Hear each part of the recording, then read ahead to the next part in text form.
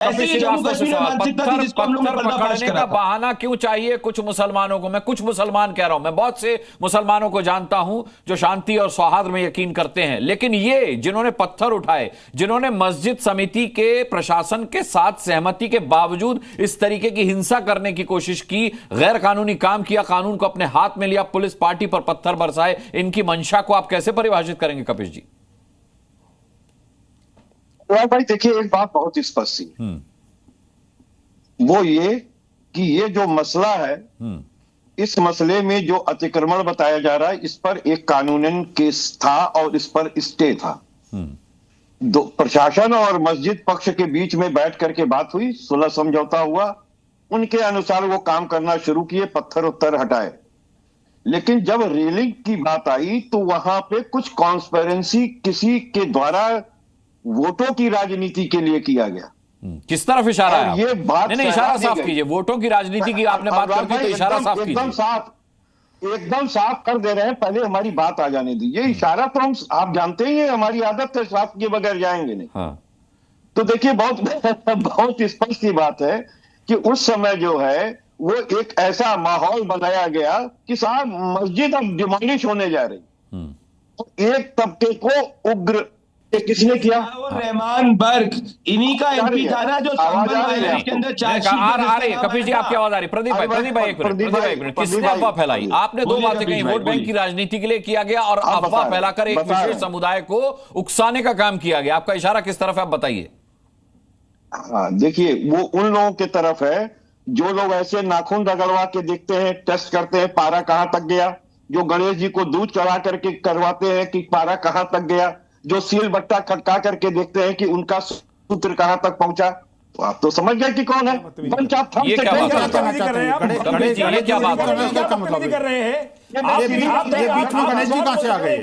क्या बदतमीजी? बीच में गणेश जी कहां से आ गए? क्या कर रहे हैं? अरे ये क्या मतलब है? ये गलत बात है। बंदे बदतमीजी कर रहे हैं। अनुराग जी गणेश जी को कोट करना। कपिल जी एक मिनट कपिल जी,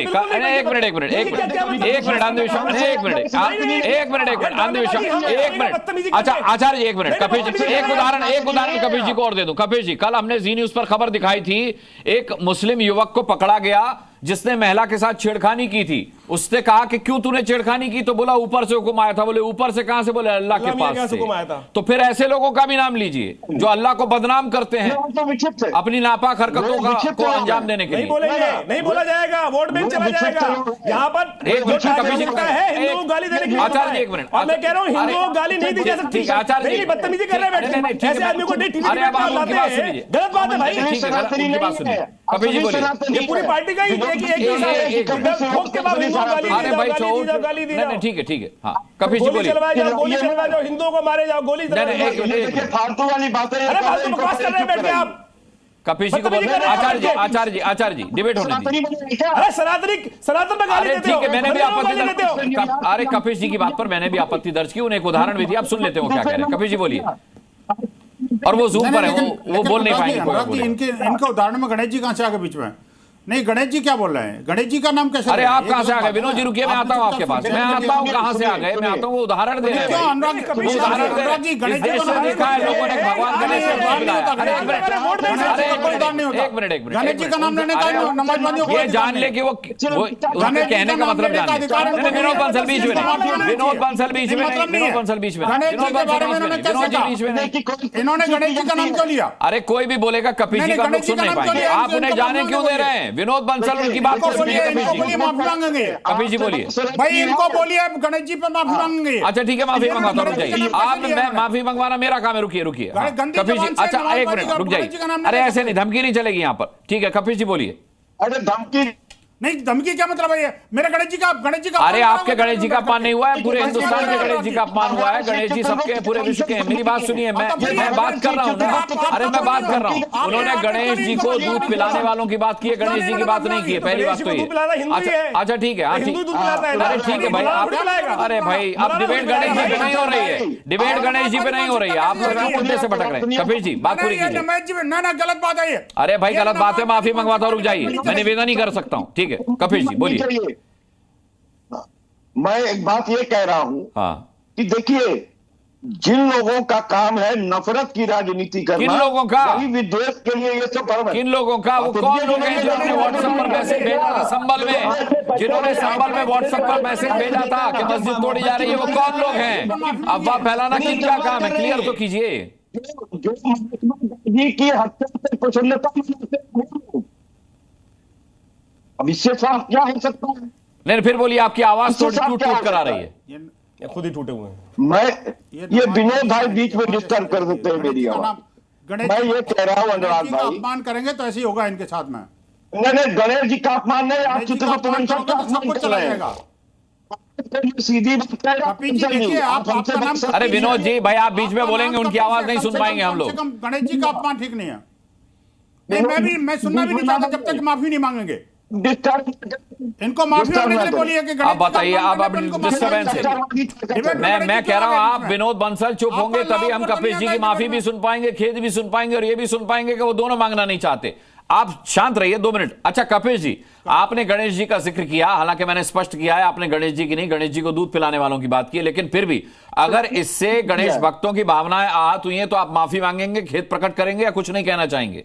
नहीं, दुर्गे भाई पहली बात ये, हाँ। मैं सनातनी पुरातनी और भगवान श्री चित्रगुप्त का वंशज बताएंगे कि हमको काम कैसे माफी मांगनी है। वंशज है तो हमारे प्रभु के लिए हम अपमानित करेंगे? अरे ये बेचने वाले लोग हैं। हाँ। ये सेलिंग करते हैं की, ये जहां पहले से हमारे मंत्री बीफ एक्सपोर्ट के लिए सर्टिफिकेट।